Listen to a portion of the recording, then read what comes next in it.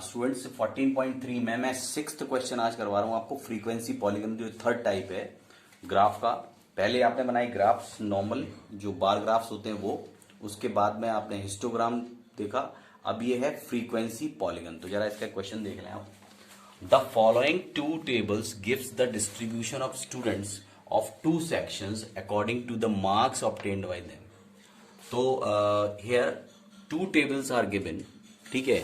The distribution of students of two section, दो section के students की डिटेलिंग है according to the marks obtained, यानी उनको कितने मार्क्स मिले हैं उसके हिसाब से ये दिया हुआ है। सेक्शन ए मार्क्स है 0 to 10, उसमें तीन लोग आते हैं, तीन स्टूडेंट्स आते हैं। 10 to 20 9 आते हैं, 20 to 30 17, 30 to 40 12, 40 to 59।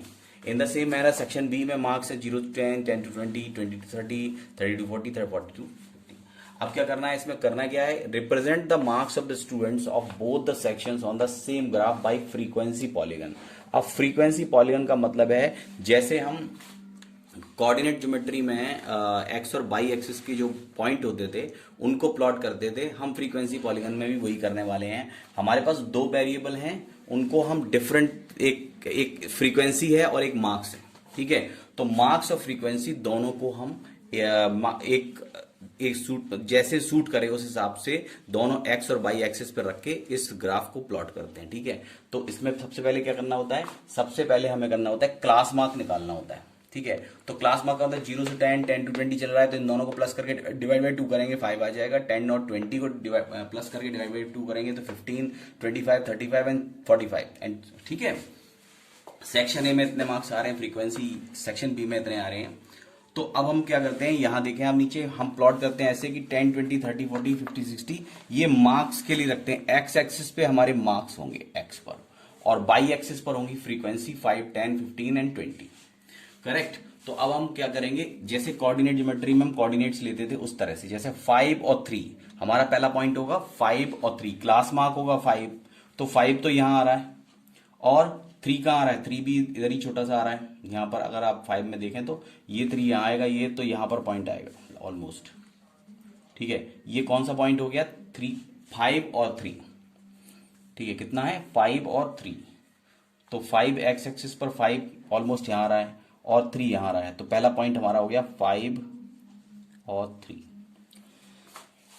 दूसरा हो जाएगा 15 और 9, तो 15 हमारा एक्स एक्सिस पर है, 15 यहां कहीं आएगा 15, और 9 इस तरफ आएगा यहां से, तो हम ऑलमोस्ट यहां पे इस पॉइंट को लगा देंगे थोड़ा सा और ऊपर यहां पर, ठीक है। और थोड़ा सा बढ़ा देते हैं, 9 यहां पर कितना है, 15 है, हाँ तो ठीक है 15 है और यहाँ 9 है, क्योंकि मुझे एक आइडिया से करना पड़ेगा। आप ग्राफ पेपर करेंगे तो बिल्कुल क्लियर आएगा। और ये पॉइंट हमारे हो जाएंगे 15 और 9, 15 और 9।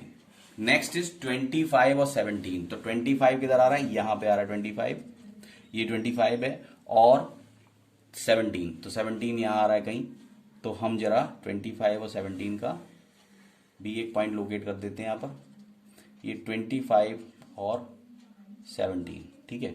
नेक्स्ट इज 35 और 12, तो 35 हमारा यहां आ गया, 35 यहां आएगा समवेयर, तो यहां पर 12 यहां से ले लेंगे, 12 हो गया यहां से, तो ये आ जाएगा 35 और 12, ठीक है। ये हो गया 35 और 12, ठीक है।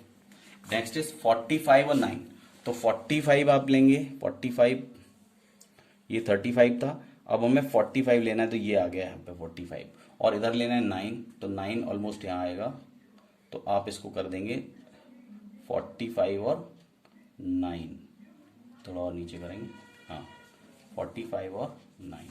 और अब हम क्या करेंगे, इसको इसी सीक्वेंस में जोड़ देंगे, जैसे कि इसको यहाँ से ले जाएं, ऐसे ऐसे ऐसे, ये है, और आप चाहें तो इसी सीध में इसको ऐसे ले जाएं, ठीक है। तो एक पॉलीगन फ्रीक्वेंसी पॉलीगन इस तरह से हमारा बन गया। दूसरा बनाएंगे सेक्शन बी के साथ, तो 5 और 5, 5 और 5 दोनों तरफ 5 ले रहे हैं, तो यहां पर आ जाएगा 5 और 5, इसको लिख दीजिए 5 और 5।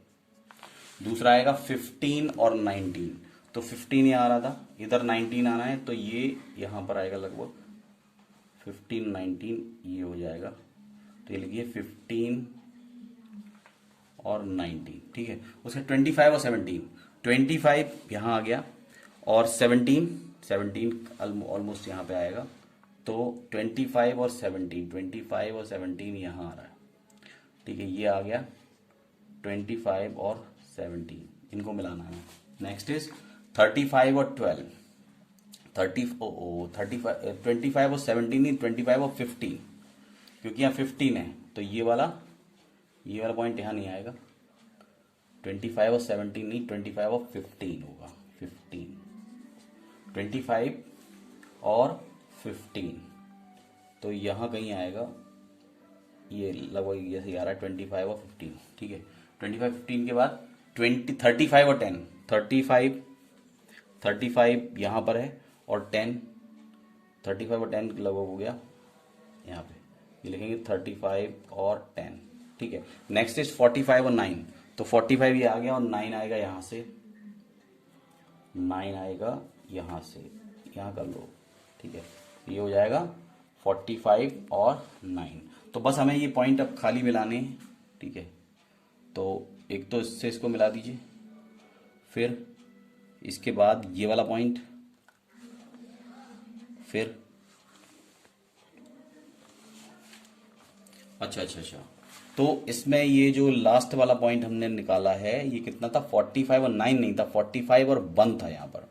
तो 45 हमारा कहाँ पर आ गया, यहाँ पर, और दूसरा 1 है, तो पॉइंट कहीं नीचे आएगा। वो जो 45 और कितना 9 नहीं करके ये वाला पॉइंट हटा दीजिए और इसको यहाँ आई 45 और 1, ठीक है। 1 का मतलब बिल्कुल लास्ट पास ही में है, तो ये 45 और 1 हो जाएगा, ठीक है। अब इनको मिला दें आप, यहाँ से ये आएगा, ये यहाँ से ये, और इसके बाद जो पॉइंट आ रहा है वो यहाँ आ जाएगा, ठीक है। इसको यहाँ तक ले जाएंगे, ठीक है।